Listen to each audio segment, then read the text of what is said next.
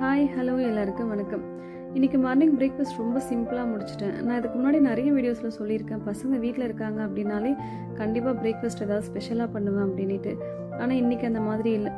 ரொம்ப சிம்பிளாகவே இட்லியும் அப்புறம் கொத்தமல்லி சட்னி ரெடி பண்ணி முடிச்சிட்டேன். நேற்று வச்சு சாம்பார் இருந்துச்சு, ஸோ அதை வச்சு பார்த்துக்கலாம் அப்படின்ட்டு. இந்த கொத்தமல்லி சட்னி நிஜமாக செம்ம டேஸ்ட்டாக இருக்கும். இதோட ரெசிபி வேணுன்னா கண்டிப்பாக கமெண்ட் பண்ணுங்கள், நான் உங்ககிட்ட கண்டிப்பாக ஷேர் பண்ணுறேன். இன்றைக்கி வெளியில் போகிற வேலை இருக்குது அப்படின்றதுனால லஞ்சுமே பசங்களுக்கு எதிர்பார்த்த மாதிரி நான் பண்ணலை. நான் ஏதோ ஒன்று பண்ணணும் அப்படின்னு பிளான் பண்ணிக்கிட்டே இருந்தேன். ஆனால் பசங்களை நினைக்கும் போது கொஞ்சம் கஷ்டமாக இருந்துச்சு. சரி, ஈவினிங் ஸ்நாக்ஸுக்கு ஏதாவது அவங்களுக்கு பிடிச்ச மாதிரி ரெடி பண்ணிக்கலாம்னு நினச்சேன். அப்புறம் தான் ஞாபகம் வச்சு, இல்லை கண்டிப்பாக நம்ம ஈவினிங்கும் வர்றது ரொம்ப லேட் ஆகிடும், அதனால் அதையுமே பண்ண முடியாது அப்படின்ட்டு அப்படியே பிளானை மாற்றிட்டேன். டின்னருக்கு ஏதாவது ஸ்பெஷலாக ரெடி பண்ணிக்கலாம் அப்படின்ட்டு.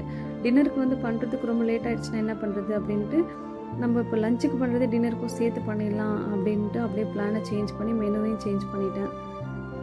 இந்த ஒரு ரெசிபி பண்ண சொல்லி அப்பா ரொம்ப நாளாக கேட்டுக்கிட்டே இருந்தார், இந்த மாதிரியான மெத்தடில் பண்ணு அப்படின்ட்டு.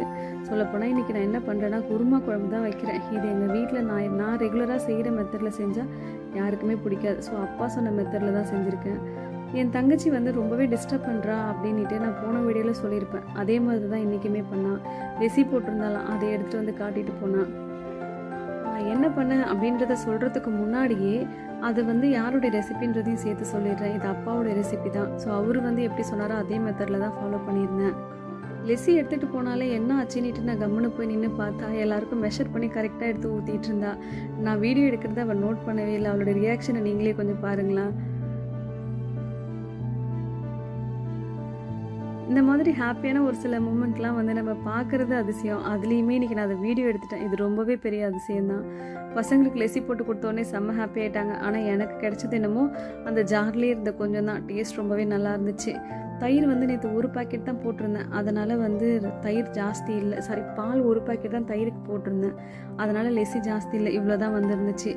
காலையில் மார்க்கெட்லேருந்து நிறைய காய்கறிலாம் என் தங்கச்சி வாங்கிட்டு வந்திருந்தேன். அதெல்லாம் பசங்க தான் எடுத்து வச்சுட்டு இருந்தாங்க. சரி, ஓகே, நம்ம இந்த ரெசிபிக்குள்ளே வந்துடலாம். கண்டிப்பாக நோட் பண்ணி வச்சுக்கோங்க, உங்களுக்கு ரொம்பவே யூஸ்ஃபுல்லாக இருக்கும். ஃபஸ்ட்டு எண்ணெய் ஊற்றி ஹோல் ஸ்பைசஸ் போட்டு நல்லா அது பொரிஞ்சு வந்துட்டதுக்கப்புறமேட்டுக்கா வெங்காயம் பச்சை மிளகாய் போட்டு தக்காளியும் போட்டு நல்லா வதக்கி எடுத்துக்கலாம். இதுக்கு தேவையான காய்கறி நான் எடுத்தது என்னமோ வேறு. ஆனால் இந்த இடத்துல தான் அப்பா இதை போடு, அப்போ தான் நல்லாயிருக்குன்னு சொல்லி சொன்னார். பொதுவாக அப்பாவுக்கு குருமா அப்படின்னாலே இந்த நூக்கல் இல்லை சவ் போட்டு வைக்கணும், அதுதான் அவருக்கு ரொம்பவே பிடிக்கும். சரி, கேரட்டும் சேர்த்து போட்டுக்கிட்டேன். பட்டாணி நான் ஊற வச்சதுக்கு காரணம் இன்றைக்கி மார்னிங் பிரேக்ஃபாஸ்ட்டுக்கு குருமா வைக்கலாம், அதாவது பட்டாணி போட்டு வைப்போம் இல்லைங்களா சப்பாத்திக்கு, அந்த மாதிரி வச்சுட்டு சப்பாத்தியில் பூரி போட்டுக்கலாம் அப்படின்ட்டு. ஆனால் இன்றைக்கி மெனு மாறினதுனால அதை வச்சு அப்படியே லஞ்சுக்கு போட்டுட்டேன். தக்காளி நல்லா வதங்கிட்டதுக்கு அப்புறமேட்டுக்கு ஒரு 2 ஸ்பூன் இஞ்சி பூண்டு பேஸ்ட் போட்டு அதுவுமே நல்லா பச்சை வாசனை போகிற அளவுக்கு நல்லா வதக்கி எடுத்துக்கலாம். அப்புறம் நான் எடுத்திருக்க காய் பார்த்திங்கன்னா சவும் கேரட்டும் தான். கூட பட்டாணி எடுத்திருக்கேன். பட்டாணி இந்த ரொம்ப ட்ரையான பட்டாணி எடுத்துருக்கவே நைட்டே ஊற வச்சுட்டு அதை ஒரு 3 விசில் வச்சு எடுத்துக்கிட்டேன். அப்போ தான் அது கொஞ்சம் சாஃப்டாக இருக்கும், காய் வேகிற டைமுக்கு வேகும் அப்படின்றதுனால. ரொம்பவே அவசரமாக வேலை பண்ணிகிட்டு இருந்தேன் அப்படின்றதுனால என் தங்கச்சி ஸ்பீக்கர் எடுத்துகிட்டு வச்சுட்டு பிடிச்ச மாதிரி பாட்டு வச்சு விட்டா. இதுக்கப்புறம் வேறு என்ன வேணும் சொல்லுங்கள், செம்ம வைபாக இருந்துச்சு எனக்கு. அப்படியே கிட்டக்கிட்டன்னு வேலை எல்லாத்தையும் முடிக்கவும் ஸ்டார்ட் பண்ணிட்டேன். சமைக்கிறதுக்கு எல்லாத்தையுமே ரெடி பண்ணி வச்சுட்டு சமைக்கிற ஆள் நான் கிடையாது. சமைச்சிக்கிட்டே இருக்கும்போது எல்லாத்தையுமே ரெடி பண்ணுவேன். வெங்காயம் கட் பண்ணிவிட்டேன்னா அதை ஃப்ரை பண்ணிக்கிட்டே அப்படியே தக்காளி கட் பண்ணுவேன். அதை ஃப்ரை பண்ணிக்கிட்டே மற்ற காய்கறிலாம் கட் பண்ணுவேன். அந்த மாதிரி தான் நான் பண்ணுவேன். காயெல்லாம் கொஞ்சம் வதங்கிட்டதுக்கு அப்புறமேட்டுக்கா 1 ஸ்பூன் சிக்கன் மசாலா, 1/4 ஸ்பூன் மஞ்சள், 1/2 ஸ்பூன் கரம் மசாலா இதெல்லாம் போட்டுட்டு வீட்டில் அரைச்ச குழம்பு தூள் இருந்துச்சு, அதை 1 ஸ்பூன் போட்டுக்கிட்டு தேவையான அளவுக்கு உப்பு போட்டு நல்லா மிக்ஸ் பண்ணி எடுத்துக்கிட்டேன். அப்பாவை பொறுத்த வரைக்கும் இது அப்படியே எண்ணெயிலே வேகணும், தண்ணி ஊற்றவே கூடாது. ஆனால் அவ்வளோ எண்ணெய் சேர்த்தா என்ன ஆகுறது உடம்புக்கு அப்படின்ட்டு நான் எல்லாத்தையும் மிக்ஸ் பண்ணிவிட்டு அப்புறம் கொஞ்சமாக தண்ணி சேர்த்துக்கலான்னு யோசிக்கும் போது தான் சரி பட்டாணியில் இருக்க அந்த தண்ணியே போதும் அப்படின்ட்டு நம்ம அவிச்சு வச்சுருந்தோம் இல்லைங்களா, அந்த பட்டாணி அப்படியே உள்ளே சேர்த்து மிக்ஸ் பண்ணிட்டேன். இது நல்லா அப்படியே கொஞ்சம் நேரம் வேகும் போதே இந்த மசாலாவில் காயெல்லாம் நல்லா சாஃப்டாக சூப்பராக ஆகிடும். அப்பாவை பொறுத்த வரைக்கும் குருமாவாக இருக்கட்டும் சாம்பாராக இருக்கட்டும் காயெல்லாம் கொஞ்சம் பெரிய பெரிய சைஸில் போடணும், ரொம்ப சின்னதாக போடக்கூடாது. அந்த காய் எல்லாமே அந்த எண்ணெயிலையும் மசாலாலையுமே வெந்துடணும். அதுக்கப்புறமேட்டுக்கு தான் தண்ணியே ஊற்றணும்.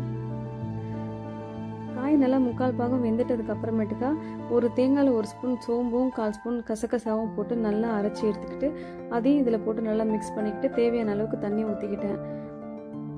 நாங்கள் நாங்கள் சின்ன வயசில் இருக்கும்போது அப்பா நிறையவே சமைப்பார். அதுலேயுமே சாம்பார்லேயே ரொம்ப டிஃப்ரெண்ட்டாக சாம்பார் வைப்பார்.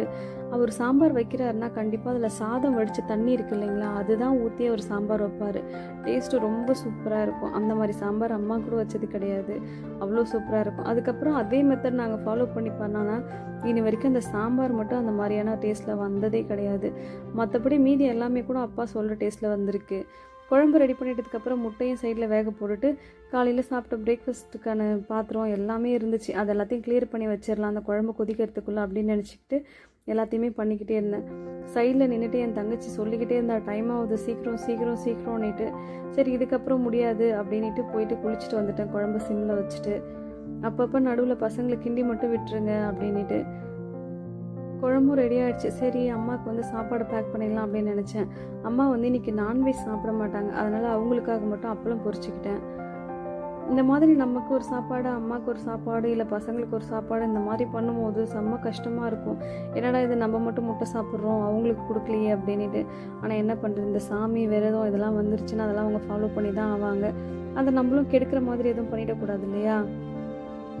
இப்போயாவது அம்மா ரொம்ப பரவாயில்ல. ஆனால் நாங்கள் சின்ன வயசில் இருக்கும்போது மாதத்துக்கு ஒரு 5 நாளாவது கண்டிப்பாக ஏதாவது கோயிலுக்கு விரதம் இருந்து போயிடுவாங்க. அது கஷ்டமாலாம் எங்களுக்கு ஃபீல் ஆனதில்லை. ஆனால் ஏன் பண்ணுறாங்க அப்படின்றது புரிஞ்சதும் கிடையாது. இப்போவுமே அதெல்லாம் புரியல. ஆனால் அவங்க பண்ணுறாங்க, அதுக்கு நாங்களும் சப்போர்ட் பண்ணுறோம், அவ்வளோதான்.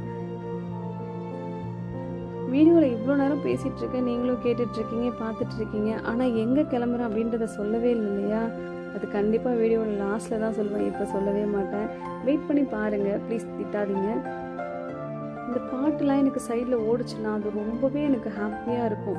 இது சமைக்கிறது மட்டும் கிடையாது, துணி துவைக்கும் போதாக இருக்கட்டும், இல்லை வீடு க்ளீன் பண்ணும் போதாக இருக்கட்டும், எந்த வேலை செஞ்சாலுமே எனக்கு பிடிச்ச மாதிரி பாட்டு போட்டுட்டு பாடிக்கிட்டே இருப்பேன். எனக்கு அது ரொம்பவே பிடிக்கும்.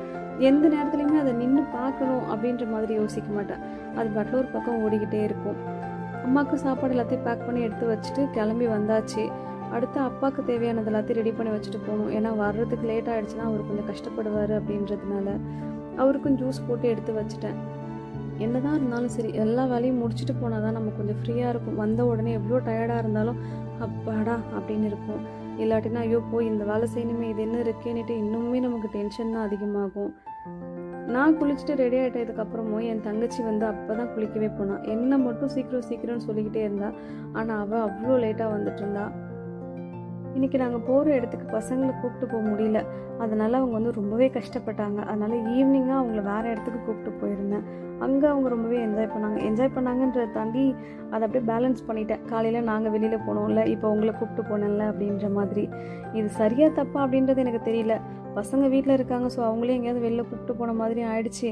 நம்மளும் நம்ம நினச்ச இடத்துக்கு போயிட்டு வந்த மாதிரி ஆயிடுச்சு. இன்றைக்கி நானே என்னுடைய தங்கச்சி மட்டும்தான் போயிருந்தோம். அப்பாவும் பசங்களும் வீட்டில் தான் இருந்திருந்தாங்க. நான் பசங்களுக்கு ஸ்கூலுக்கு வந்து மோஸ்ட்டாக இந்த அப்பளம், அப்புறம் வத்தல், இந்த மாதிரியான ஐட்டம்ஸ்லாம் கொடுக்க மாட்டேன். ஏன்னா எந்த டிஃபன் பாக்ஸில் போட்டு கொடுத்தாலுமே அது அவங்களுக்கு கம்ஃபர்டபுளாக இல்லை. கவரில் தான் போட்டு கொடுக்க சொல்கிறாங்க. கவரில் போட்டு கொடுக்கறது எனக்கு பிடிக்கல, அதனாலே அதெல்லாம் கொடுக்கறது கிடையாது. 2 பேரும் ஒரே மாதிரி ட்ரெஸ் போட்டுட்டு கிளம்பிட்டோம்.